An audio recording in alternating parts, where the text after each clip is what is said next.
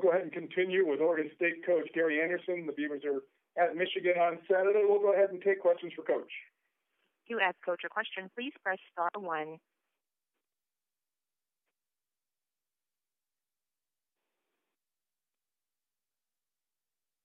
And your first question comes from Mark Snyder, Detroit Free Press.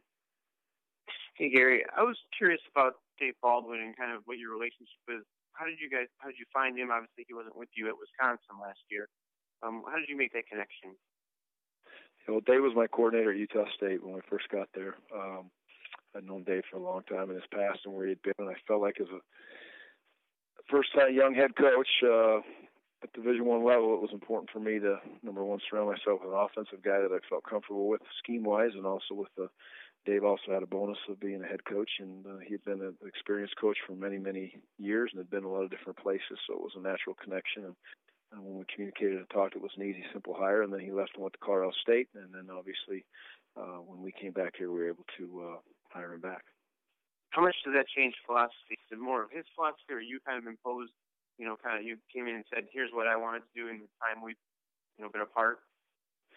Oh, no, it was, we knew where we wanted to go in the direction we wanted to head, much like when we talked initially. It was, he's been famous for building offenses around the players or within the program, and we knew where we were going to have to go with this one right now as far as the spread and implementing it in this league, and we were on the same page. Those were definitely discussions we had to make sure that we were on the same page as what we wanted to get out of the offensive side.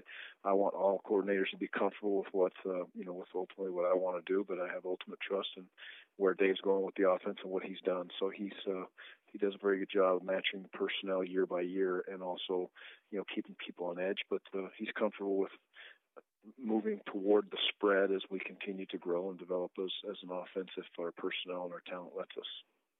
Thank you. Mm-hmm. Again, to ask Coach a question, please press *1.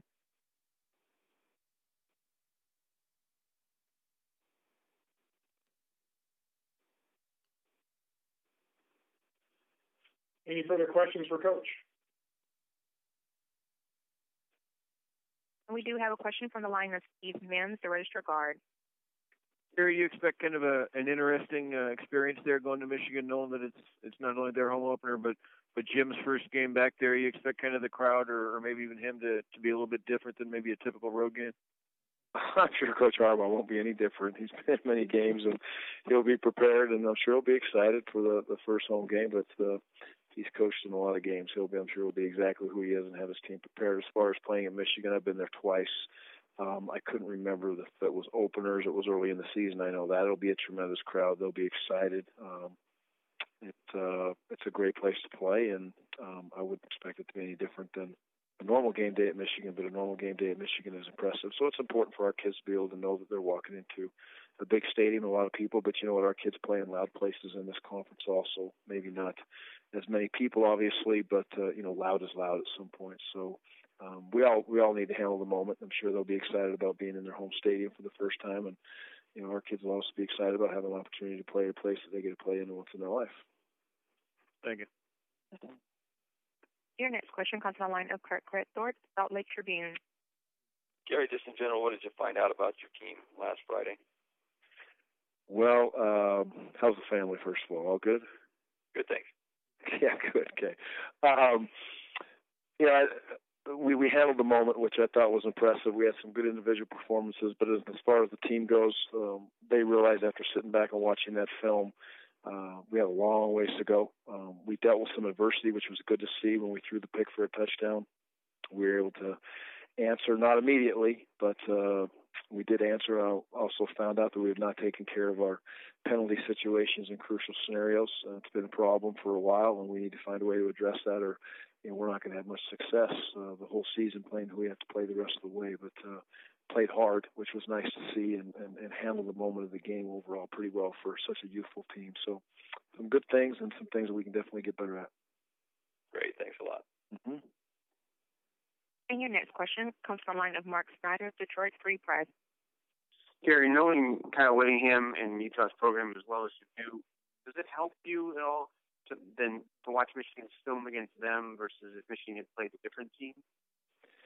Yeah, I would think so. Maybe not from really a scheme standpoint or what have you, but it gives you much respect of how I say this and it's just strong. It's not really, I guess I don't know if that's the right word or not, but how physical and strong of a team Michigan is, because we all know how physical and strong. And Utah's an old team, Michigan's an old team. When I say that, that's a positive thing. They've played a lot of football. They handled a moment of football very well and didn't seem to get phased in a game that was very close and came down to ultimately one score game. So that is a help. It's also a little bit nerve-wracking when you're bringing in a young team to see an older team handle it that way. But other than that, from a scheme standpoint, we're a lot different than Utah is scheme-wise.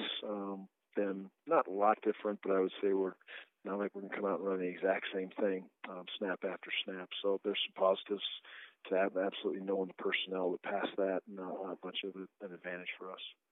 Do you reach out to Utah staff at all, or do you not do that this week? Yeah, I talk to somebody on Utah staff every single week, and talked very briefly just about the game and the environment that it was. But as far as diving into the X's and O's and this and that of it, I mean, Michigan is going to be who they are, which all good teams are. They're going to be aggressive and physical, want to run the ball, take some shots down the field. They have some talented people all over the place, and on defense they're going to say, hey, we're going to play some man coverage and blitz a little bit and play some cover three and some quarters and get after you. So we're preparing for what they've done on film, and I wouldn't foresee that happening. They're well coached, and it's shown up on tape for years. So it's a matter of they're not going to try to trick us, and I think we're kind of the same team.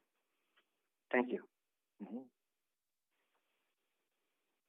All right, guys, that'll do it for today. Appreciate your time. Good luck back there this week. Appreciate it. Thank you. Go Beavs. See you.